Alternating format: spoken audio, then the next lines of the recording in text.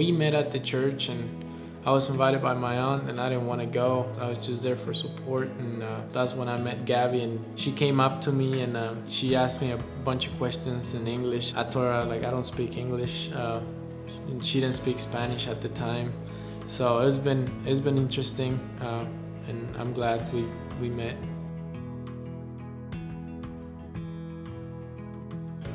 So when we first got married, I wanted to live in an apartment and then eventually, move into a home later.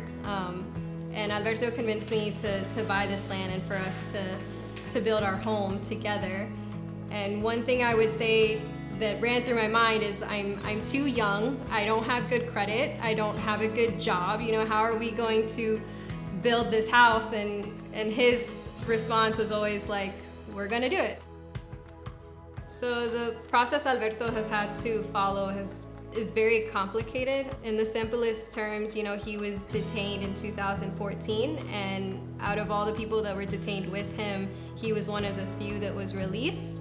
But that means that because he was released, his court date has slowed down tremendously. It's been 6 years and he still even hasn't had his first court date. So it's been very challenging not knowing what's gonna happen tomorrow. After all, we've learned a lot from each other, and we just keep moving forward with our lives. We don't let this situation stop us. We decided moving forward with the house because we had a year to complete it, and so we did, and we moved forward. When we finished it, we had 1 month for the court date. Luckily for me, they put the court date for Thanksgiving Day, so they pushed it for another 6 months. If we never would have done it, we probably never will be sitting here.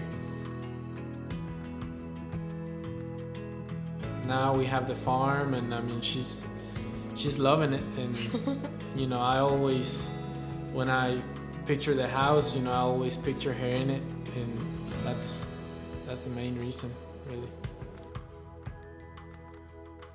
During the entire process of us building our home and waiting for the court date, for me at least, it was very overwhelming at times. It really felt like, I had no control over anything, how soon we could build the house, when the court date was coming up. But there were a lot of times when Alberto would comfort me, and he would tell me, these are things and circumstances we can't control, but the one thing that they can't take away from us is us being together. The best advice that I could give to somebody who's in a similar situation as us is not to think about the things that you can't change.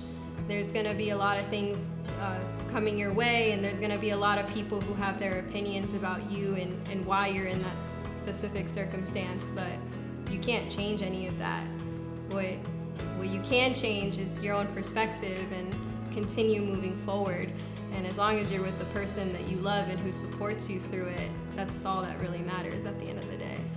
Do the right thing. Don't try to cut any corners. Always tell the truth, be honest, and always move forward. Always think and dream big, because when you stop dreaming, you stop living, really.